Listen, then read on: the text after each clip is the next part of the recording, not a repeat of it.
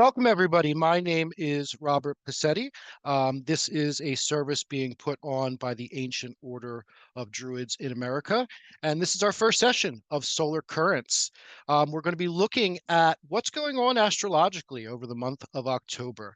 I am the Grand Pandragon of the Ancient Order of Druids in America. I'm also on the faculty of the Relationships and Astrology School out of Ireland. I am the director of the Magus Gathering in Virginia, and I'm also the director of the Fractal Cosmos Vibrational Astrology Meeting. So we're going to, as I said, this is the first time that we're doing this. So what we would like to do is kind of get your feedback as we're going. We might stop some slides or we might do the whole presentation. We'll gauge where we're at. So Dana, I can't see much with the way that we're set up here. So if there's a lot of questions when we Yeah, get to the end of a slide, I'll ask you, and then sure. maybe we'll stop and then we'll figure it out. Okay? Sounds good. So yeah, any questions people have, please put them in the chat. Right. So we would love if you are not a member of AODA to go check us out at www.aoda.org. There's some wonderful experiences in connecting to nature spirituality, and we'd love to see you. So when we're looking at astrology charts, any astrology charts, we want to look at how that planet functions, especially when we're looking at a world astrology. Now, we're not going to be discussing politics tonight. That's really against the AODA ethos and what we do. So we're not going to call it mundane astrology, but we are going to call it world astrology. It's the events that are happening in the world right now astrologically. So when we're looking at the sun and the moon, we're going to be referring to them as the luminaries. They are our light. The sun in our chart shines our purpose, and the moon is our inner light. It's our inner world. It's the balance point. It's the connection between the solar and the telluric currents. Then we're going to be talking about the personal planets. These planets move quickly. That is Mercury, which is our communication. It's how we learn. And it's also how he approaches just knowledge in general. Venus, it's all about connection. It's what we're attracted to. It's what we're attracted to in others. It's what we express to attract other people to us. It's also our values. And then we have Mars. Mars is kind of our energetic qualities. It's our vitality. It's how we fight and how we fawn over people that we're attracted to. Those are our personal planets. Then we get to the social planets. These are a little bit slower. Jupiter goes around the zodiac once every 12 years, and Saturn every, roughly 28 years. So these are more connected to the relationships we have with people like in our neighborhood and our age group, but they more reflect how we engage with the world. Jupiter in terms of our expansion and how we grow, and Saturn more in terms of our maturation process. Then we have the transpersonal planets. That is Uranus, Neptune, and Pluto. And yes, for the purposes of this presentation, we will be considering Pluto a planet. These are the planets that really affect the collective. They are generational planets, whereas Uranus is kind of, the chaos that leads us to our authenticity. Neptune is kind of the spiritual world, the spiritual realm, the other. And then we have Pluto, which is kind of it's power and its rebirth. It's very much related to kind of that concept of going into the underworld and returning. So a lot of people, the reason why we're doing this really is a lot of people have asked, Rob, what's going on in the planets right now? And one thing that we really have to kind of accept is that for quite a while, we're going to be having what's called an outer planet grand or minor grand trine. Now, what this means is that all of those transpersonal planets are kind of operating together right now. And they're working in an alliance. They're weaving profound change into the collective story. Pluto in Aquarius really is demanding change and a rebirth in how we approach technology, humanism, and really the empowerment of the archetypal rebel in the collective unconscious. Neptune in Aries cloaks the collective atmosphere in a fog of initiation and urgency. It blends spiritual authority with the weight of tradition because it's also conjunct Saturn. Meanwhile, we have Uranus, the awakener, electrifying Gemini, which is striking our shared networks of communication, the exchange of knowledge, and the very fabric of the written word. Now, these are going to essentially be holding in place from now until 2028. That's when we're going to start really moving out of the orb where these planets stop working together. Really, we started seeing a lot of the functionalities of the outer planets change in 2020 when Pluto was doing its dance between Capricorn and Aquarius. So you'll notice that all three of these planets, as of today, are retrograde. Now, when a planet is retrograde, it doesn't mean it's inactive. It just means it's in a review pattern. It's kind of, holding, it's looking at where we're at. It's not really moving forward. And this is going to be the case until the middle of this month when Pluto goes direct on the 14th. And Pluto also has an interesting situation going on with it's out of bounds until 2030. So all of the rest of the astrology that we're going to talk about is really under the umbrella of these three transpersonal outer planets working in tandem. If you're asking, Rob, what's been going on? This is really the crux of what's happening. Everything else is happening under it. And because these are such slow moving planets, it happens over a long period of time. So we talked about Pluto being out of bounds. What does that mean? Well, this is really a good thing to understand about, as Druids and as people who are into nature spirituality, is that, the Earth is on a tilted axis. All right. And if you see here in the diagram here, you can see the where the sun is traveling. All of the planets travel on this plane, which is called the ecliptic. Now, when a planet moves out of bounds is when its declination, which is its distance, from the equator, goes above 23 degrees 26 minutes north or south. It is now outside of the sun's purview. It tends to express itself in very extreme, unconventional, or unpredictable ways. And Pluto, which is now in Aquarius, Aquarius is, it is the archetypal rebel.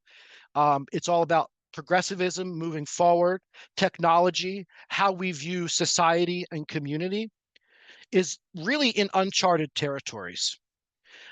This amplifies its kind of underworld symbolism, and it's unleashing collective unconscious forces beyond the cultural containment. So when we look back in history, we can see great changes happening when Pluto is in Aquarius. In fact, the birth of our nation, if you were in the U.S., occurred during a Pluto Aquarius. It can manifest as radical upheavals, revolutionary shifts in power, or profound transformations that break entirely with historical precedent. So now that Pluto is at negative 20 minus 23 degrees 32, it is out of bounds of the ecliptic. It is now further than the sun goes north when it is at the Tropic of Cancer, which would be our summer solstice, and it is out of bounds down below of the Capricorn, which would be our winter solstice. It's completely kind of just doing its own thing right now. So not only is it going to be holding this pattern, these with Neptune and Uranus until 2028, it's going to be acting in its own way, bringing newfound things that we've really never dealt with before until 2030. So what this does is it really creates some really sensitive activation points in the chart. So one of the first things that it does is it creates a really heavily focused Libra first few degrees. So this is a really good chance to look at your chart or understand where your sun, moon, and ascendant is. If you have a planet within the first few degrees of Libra, what's happening is you are essentially, involved with this story in a way. A kite pattern is created. So you can see the red and the blue lines right here. The red line to the red circle is that Libra. It creates an opposition with the with the Neptune-Saturn conjunction.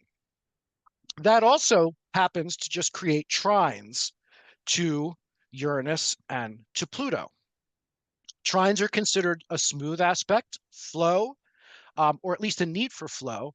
And an opposition is kind of, looking at, staring across at the face of it, of another planet. It is considered a, a harder aspect.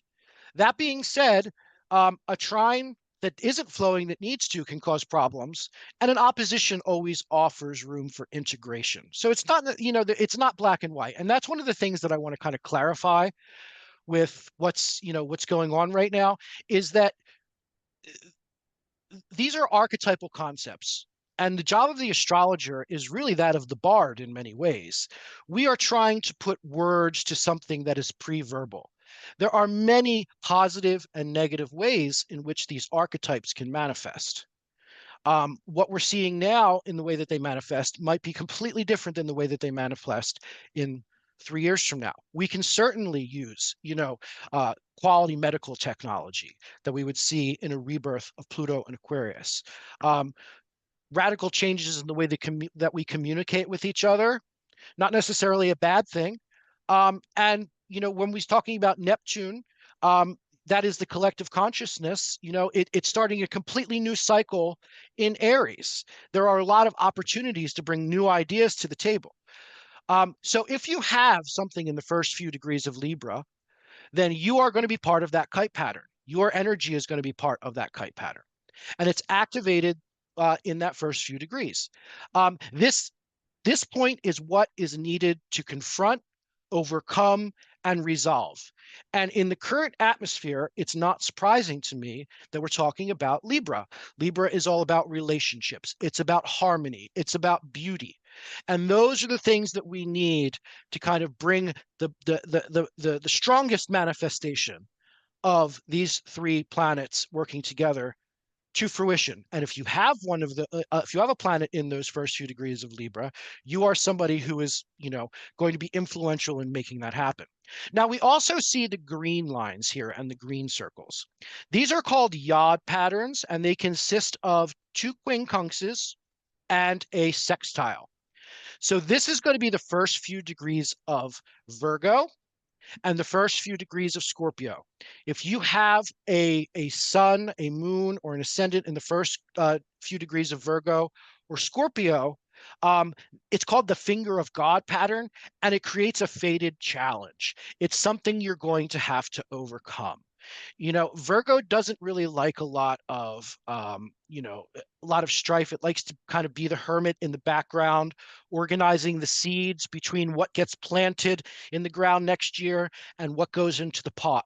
Scorpio is there's a lot of depth there. It's a very fixed sign. It doesn't like a lot of change. It wants to know the absolute truth. So when you have a placement in the early degrees of both of these signs, you're somebody that, this is definitely, time is going to feel like a fated challenge for you. And that's just one way that we can look at how these planets are affecting us personally, through our own, our own astrology and through our own astrology chart. Now, that also means there's another thing to look at here, and that is that all three modalities are expressed within these three outer planets. Right now, Uranus is in Gemini, which is a mutable sign. So if you are a Gemini, a Virgo, a Sagittarius, or a Pisces, you're going to get activated by that. If, Neptune is at 0 degrees Aries. So if you are an Aries, a Cancer, a Libra, or a Capricorn, you're going to be affected.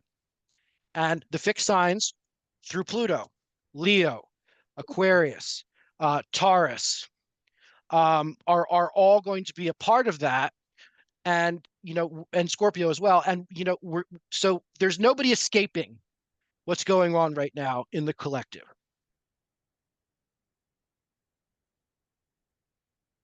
So where are we at right now? This is what's really going on today. We have a Venus conjunct South Node in Virgo. Now, we are coming out of a strong Mars square Pluto time in September. That is usually a very destructive aspect. When we're talking about Mars, especially when it's in Scorpio, it's a fixed sign. Scorpio, where we often equate Mars with Aries, which is the warrior. It's very forward. It's quick to stab. But that is a cardinal sign. It kind of, it acts on impulse. Where Scorpio is a fixed sign. It's more of the archetypal spy. It plans. It acts underneath the radar.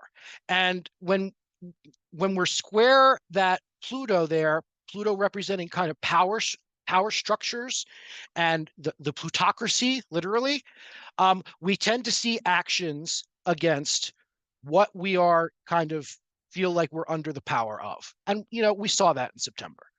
Um, Now we have this Venus conjunct South Node in Virgo. When you look at the South Node, you can see it's the horseshoe shape up there. And then it's directly opposite the North Node. Now, the nodes are not planets, they're not planetoids, they're not bodies. What they are is they are points. It is the plane where the sun, the earth, and the moon meet. And what happens when we have that point is an eclipse. So these are essentially eclipse points in our charts. That's a very basic understanding of them, but that is really a good way to interpret them. So the South Node represents kind of the karmic inheritance that we have, but they're the things that we know and we need to move away from in life. And the North Node is kind of where we're going. It's what we would if we believe in reincarnation. It's the what we're going to be taking to the next life. And so this is a Venus South Node conjunction. We don't really want to hang out with the South Node too much. In fact, the point of it on the chart is that we want to kind of move past it. So when Venus is there, like I said, Venus is all about our connections. It's what we're attracted to. It's our relationships. It's also our values. So when it's conjunct the South Node, we're kind of withdrawing into what we know. Virgo again, if we're looking at it in relationship to the tarot, it's the Hermit card. It wants to be in service, but it doesn't want to be seen. So again, we're withdrawing into what we know. We're now relying on time-tested relationships. We're not really out there trying to, discover too many new things because we're feeling a little bit trepidatious. We take a hermitage into our proven patterns in life and our proven values, and it's almost like a practical pessimism. So we've had all of this activity in September that was very bombastic, and now we've all kind of withdrawn. Jupiter in Cancer, square Mercury in Libra, is also happening right now. Those are the ones in the yellow circle. Mercury in Libra wants diplomacy. It wants justice. It wants kind words that will smooth things over to create harmony. And it's square Jupiter in Cancer. Jupiter in Cancer is all about expanding our cosmic egg. It's that spiritual, you can almost think of it as the sphere of protection in some ways. We choose what we allow in and out as Cancer. It's a very family-oriented, tribally oriented sign. And Jupiter actually loves being there. It's how we kind of, it's the expansion and the growth we get when we feel like we're being nourished in a positive way. And right now, those two things, the Mercury kind of wanting that justice and wanting that harmony versus I need to take care of those who are mine and I need to protect everything around me, are kind of at odds. And that does make a lot of sense for, where we're at. So Jupiter will end up winning out in this battle here, I would say, between the Jupiter in Cancer and the Mercury in Libra. We're a little bit withdrawn. We're in kind of our hermitage, and we're focusing on our cosmic egg, creating our bubble where we feel comfortable and we feel nourished. And we're kind of at odds. It's like I want to kind of say the words that can bring harmony or that can bring justice, but right now I just don't have it in me. So this brings us to October 6th and 7th. Um, this is going to culminate in the full moon in Aries. And full moon in Aries is a great way to kind of start this series because the initiation is the culmination. When we think about kind of a full moon in Aries, think about the first time you were walking with your friends down some path and you took you saw a rope swing. It's that moment where you just taking the plunge is going to give you the peak experience. It's daredevil energy. It's breaking free into our own sovereignty. And, in the yellow circle, you see that we still are operating underneath this outer planet mini grand trine, but we also have Mercury moving into Scorpio at this point. And Mercury wants the absolute truth when it's in Scorpio. It's absolute. It's also the focal point of one of those yod patterns we talked about. We talked about those sensitive points. And the very beginning of Scorpio is one of them. It's about less talk, more observation, quiet planning. And how you can, use that all together is really just initiating yourself into a new state of energetic existence. Um, if you are somebody who, you know, wants to work with herbs or trees, this is a great time. This full moon for a nettle tea, something that gives you vitality to move forward. If you are into trees, it's the birch tree, the pioneer tree. It it's the first to grow in a forest after the fire. Those are two ways that we can connect with this full moon energy. Um, but we also have now this. We talked about the Venus, which was conjunct the South Node and um, and the Jupiter in Cancer in the last slide. Now they're working together. You can see that aspect between them on the chart in the blue circles. That asterisk is what's called a sextile. A sextile is a cooperative relationship. So now Venus is very much, its love language is service. So this is a time when, we kind of get a little bit of we can get our vitality back, and we can put that for being in service to those in our family, chosen or inherited. And that is how we're going to kind of get some expansion right now and get some growth.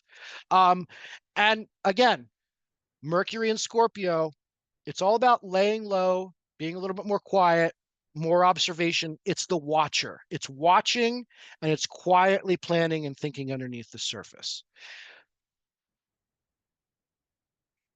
So, how does this work in my sign? Like, what does an Aries full moon mean for me if I'm a Gemini? Okay. Well, if you have the full moon has an orb of about 10 degrees, and an orb is just kind of its degrees of influence. Each sign is 30 degrees. A full moon takes up about 10 degrees of it. And you can see it really exists in those degrees between 9 and 19.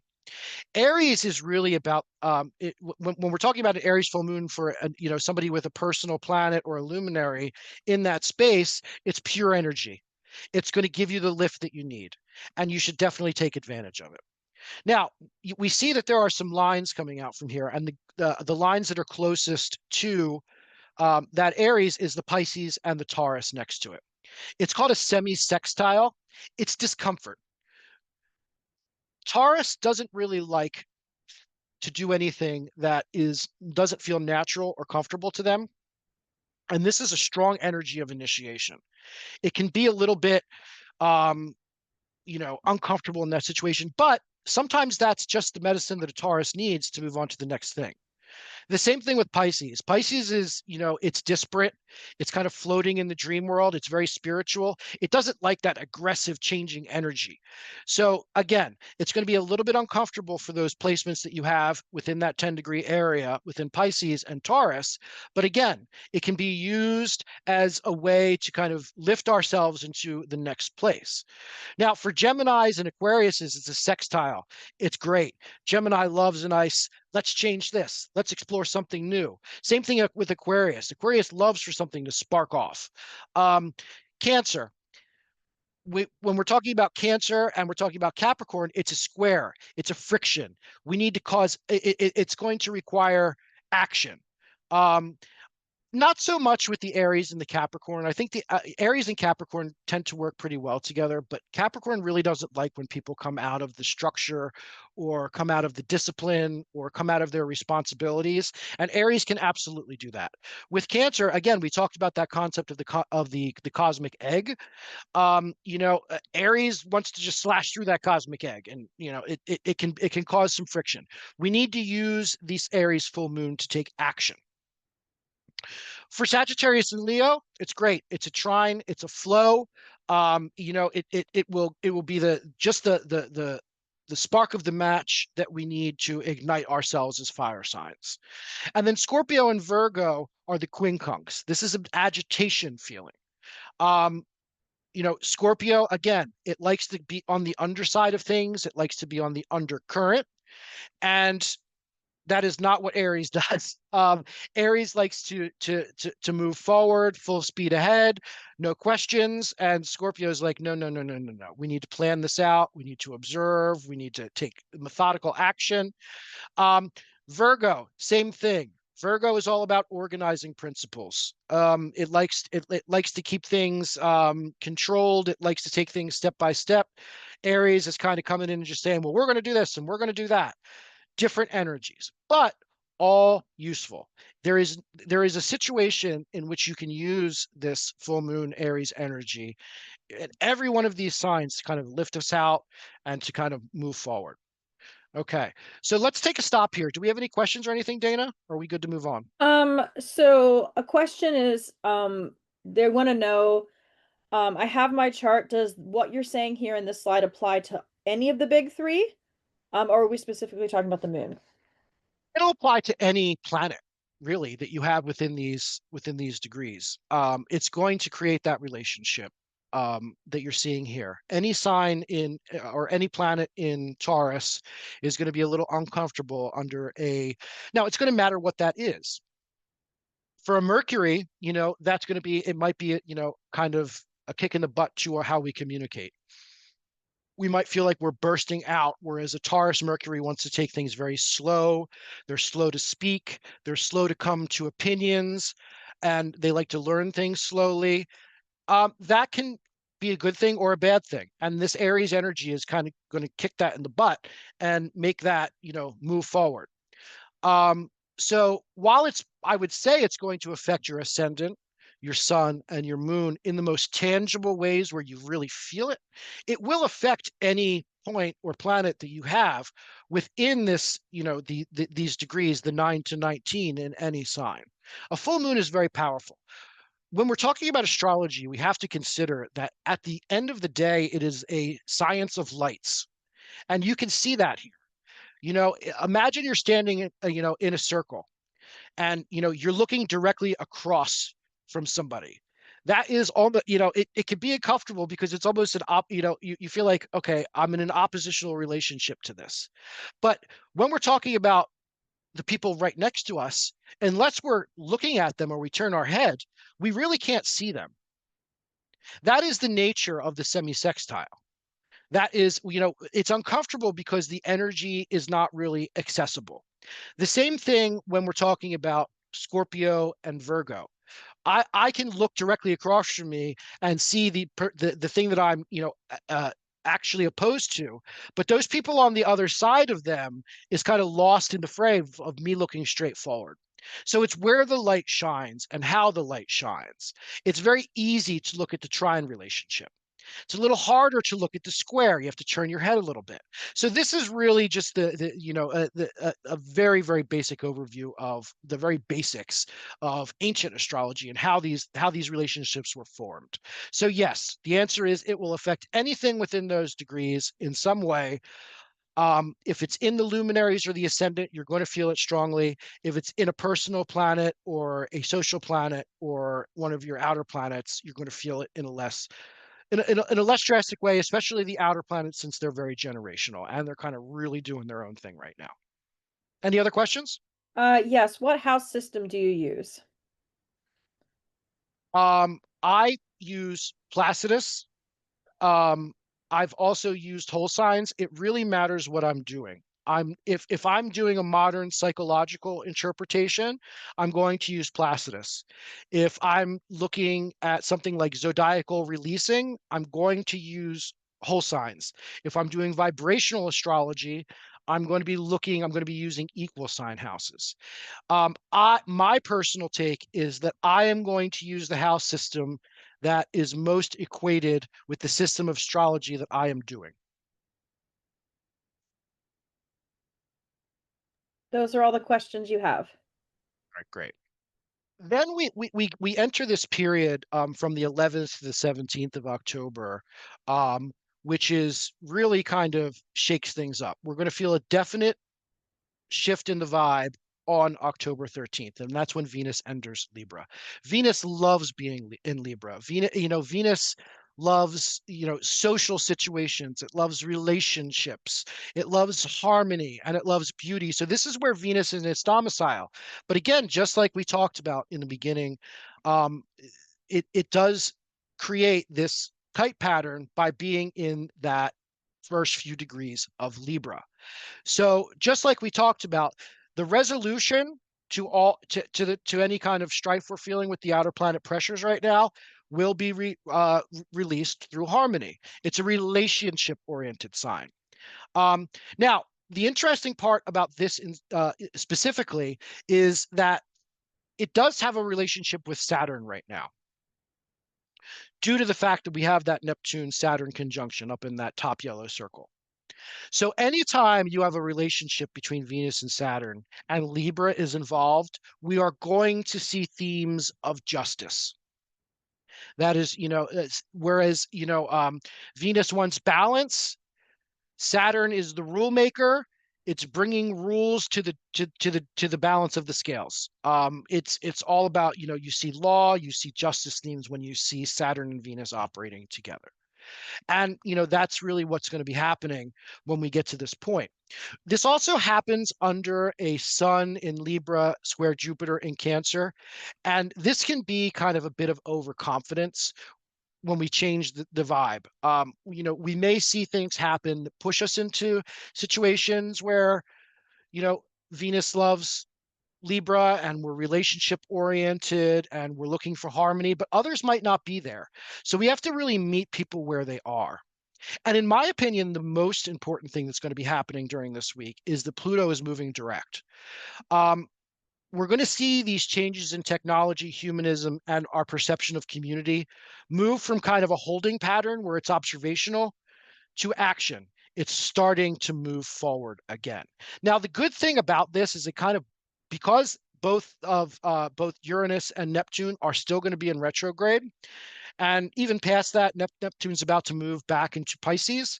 It's going to kind of break up a lot of the intensity that we're feeling with these three outer planets. All I would say is don't be overconfident. Jupiter and when Jupiter and the Sun are square, that's kind of, it's being overly gregarious. And this is not really a time, especially coming out of the beginning of the month with that Venus in Virgo conjunct the South Node, where we're all being a little bit of a hermit, to overdo it. That's really all I would say for that week. So then we get to like the 20th, the October 20th to the 22nd. So this is the new moon. This is the new moon in Libra. A new moon is always a conjunction between the moon and the sun, and a full moon is always an opposition between the sun and the moon. So whereas in a full moon, the moon is receiving the full light of the sun, with a new moon, the light of the sun is completely blocked out. So this is, it's a good time to start goals. The sun really represents our purpose and how we move forward in life. So we want to set goals towards harmony, towards relationships, towards beauty. It's a diplomatic energy. It's willing to be a little bit more nuanced with its thoughts and ideas. It's willing to be, a little bit more. Again, I guess the best word really is diplomatic. It's a very diplomatic space to be.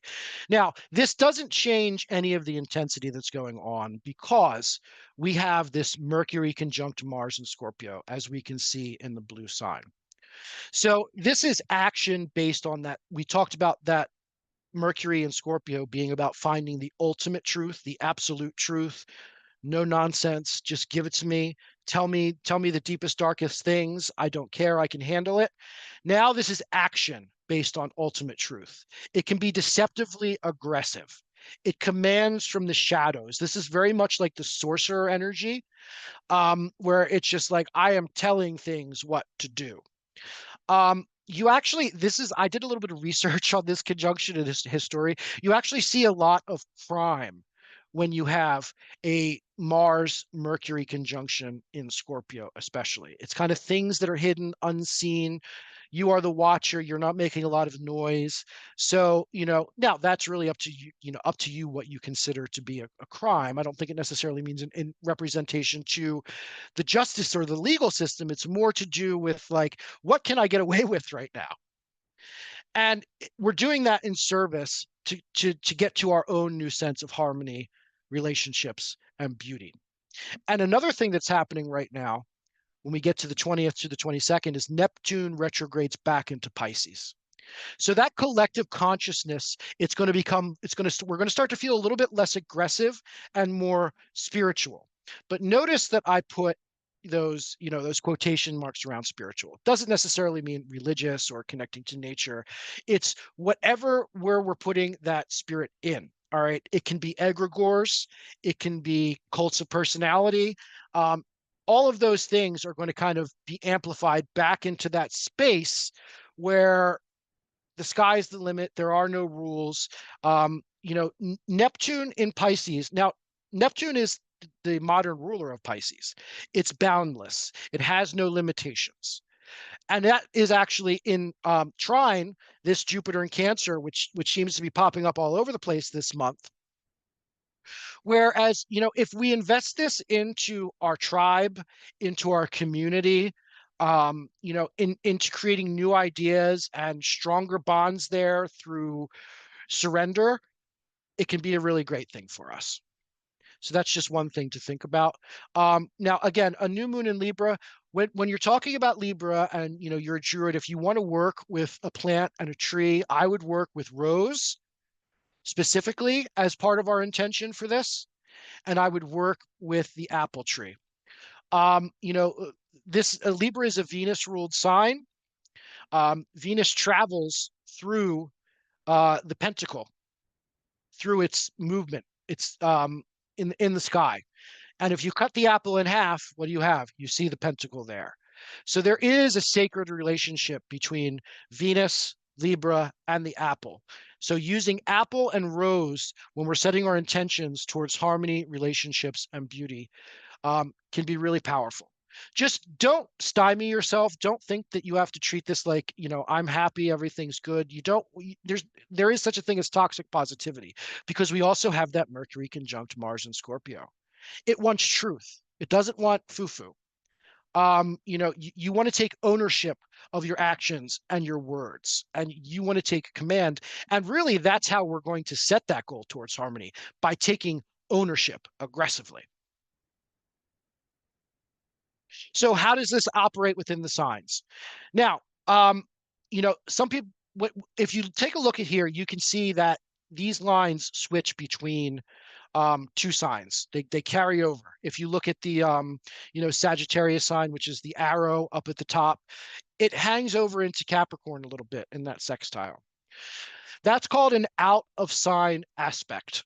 It doesn't really feel as powerful as an inside aspect does. So I would say that unless we're talking about something like the conjunction, the opposition, the square, or the trine, we're really going to stick to the 24 to 29. So what you want to look at your chart right now is, what do I have between 24 degrees and 29 degrees in my chart? If it's Libra, it's in conjunction. It's in that it has pure energy. It's pure harmony energy. It's pure balance energy. That's what you're going to be going for. Next to it, we have Scorpio and Virgo. They are in the semi-sextile. This is a discomfort feeling. Okay. Scorpio does not want diplomacy. It wants truth. And Virgo is really not so much concerned with that. It just wants to get to the parts that need to get done. It is a sextile. The fire signs are doing well this month. It's, we had the first one, which was a trine with the full moon, and now we're in a sextile. It's a cooperative relationship. Sagittarius loves making connections to learn new philosophies. Leo loves a Libra because a Libra is the one running the party where the Leo can go and bloviate. Okay.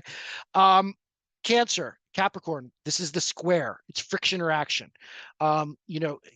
Cancer is not so concerned about going out there and being diplomatic. It wants to make sure that its cosmic egg is being taken care of.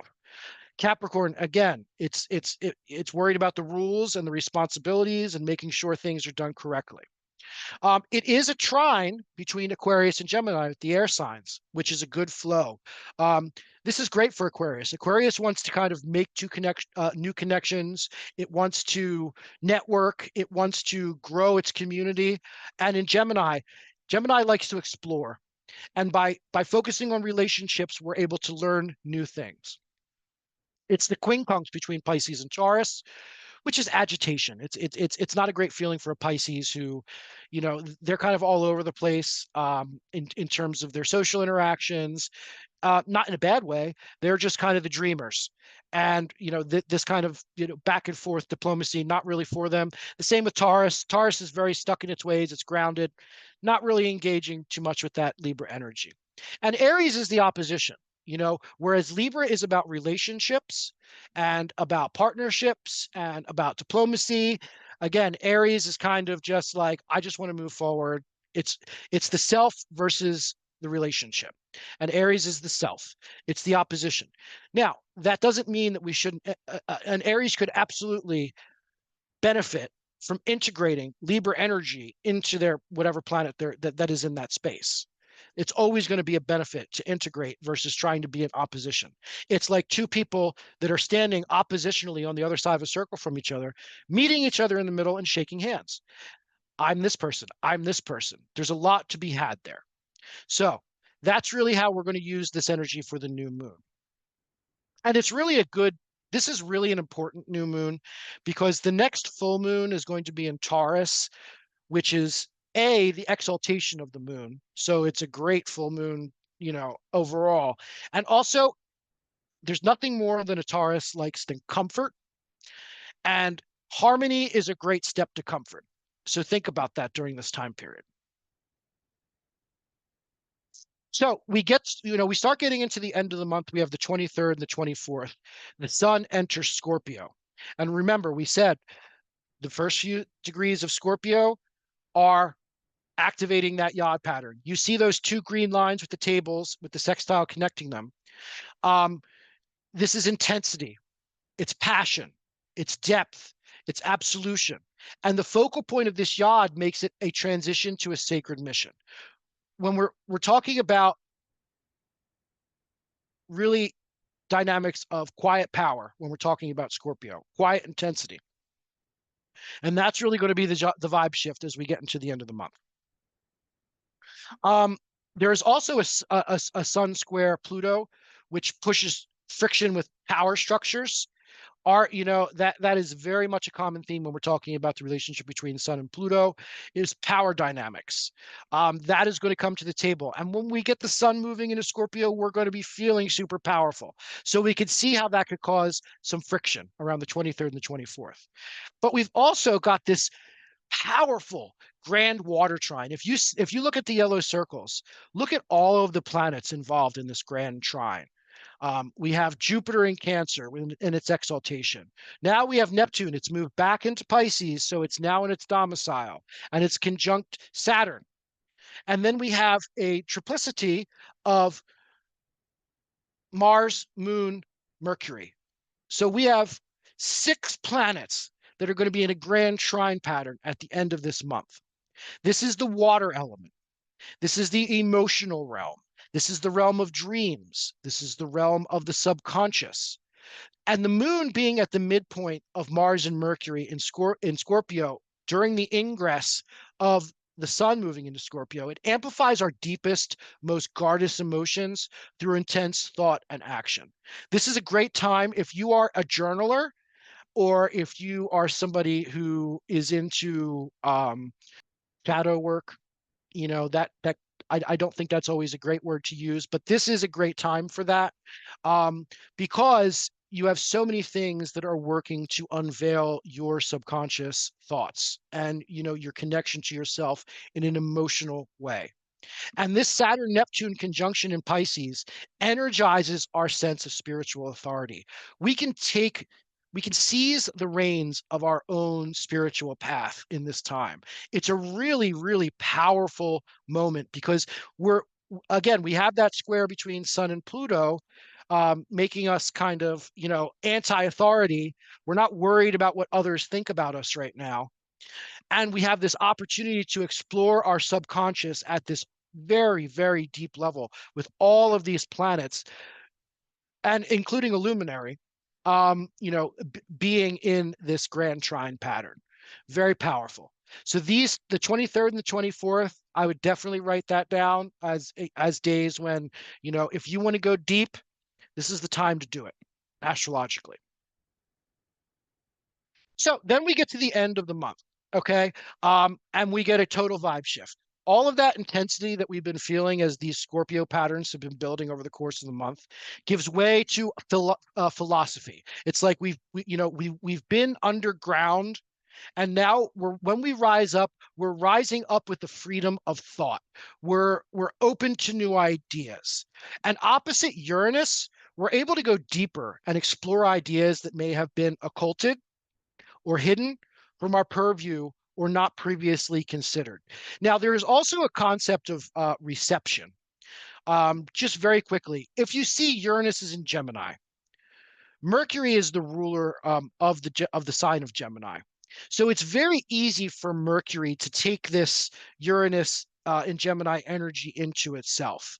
So this, as far as thought and philosophy and, lifting yourself up through new ideas and lifting yourself up through freedom, maybe, planning a trip. Sagittarius loves to travel, and Mercury and Sagittarius loves fantasizing about travel.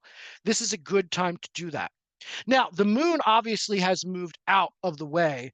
When it's connected to Pluto, which I don't think is too important in this situation since it moves so fast, and this is not a luminary ingress, but that Mars in Scorpio remains focused. Our energy is towards our quiet focus. That Saturn-Neptune conjunction, it energizes again that sense of spiritual authority, and Jupiter in Cancer wants to expand and be nourished by the tribe. This is a great, if you have a new book, a new book that you want to break open, that is philosophical in nature or spiritual in nature or religious in nature, this is going to be a great time. Whereas we're kind of getting out of that period around the 23rd and the 24th, where we're doing a deep dive into the self. And now we're moving and transmuting that inner work that we did the 23rd and the 24th into philosophizing and thinking about how we can bring it out into the world. So what is the celestial story of October 2025? So we're coming out of a season of strong action against the powers that dictate. We're turning inward into a time of hermitage. We're seeking refuge into what we know and what we're comfortable with. From this stillness, growth begins to unfold through our family, our tribe, and our community. And then as we get to the full moon, it rises as a fire of initiation. It urges us to reclaim our sovereignty and to awaken the absolute truth within. It's like calls to us into service to those that we love, both the family of our choosing and the family of our inheritance. Um, we're called there's a hunger for connection that's going to be coming over the course of the month, and it reveals that there is kind of a sacred beauty there that dwells within forming relationships and investing in relationships. It's a big responsibility, and with that Sun square Jupiter, might be a little humbling and teach us to meet each soul where they truly are. That's a really big theme this month, is meeting people where they are. Now, the new moon is going to beckon us to kind of rededicate ourselves to harmony. It reminds us that right now, balance is not really able to be forced. It's more about our perception of things. We have to be patient, and we have to have the quiet wisdom of restraint. That is all of that Scorpio energy that we're going to be experiencing, put on top of that need for balance with the Libra. Our intensity is not meant for those that we hold dear, but for that ultimate expression of finding our truth. We're called to stand in our own spiritual authority over the course of our own destiny. We must remove ourselves from the power structures that we feel beholden to and have that spiritual authority over our own path. And through this, vow to our truth, we will open new doors to philosophies. We will unbound our ideas into freedom, and our freedom of thought will carry us into the next season at Samhain, really, beyond the horizons of the familiar. So this is a chart that I made of the astro weather for the month. It gives you the dates and it gives you where they're actually hitting. For somebody that's not really an astrologer, this is going to be much more useful to you than me giving you a bunch of charts. So I'm going to share this in the chat.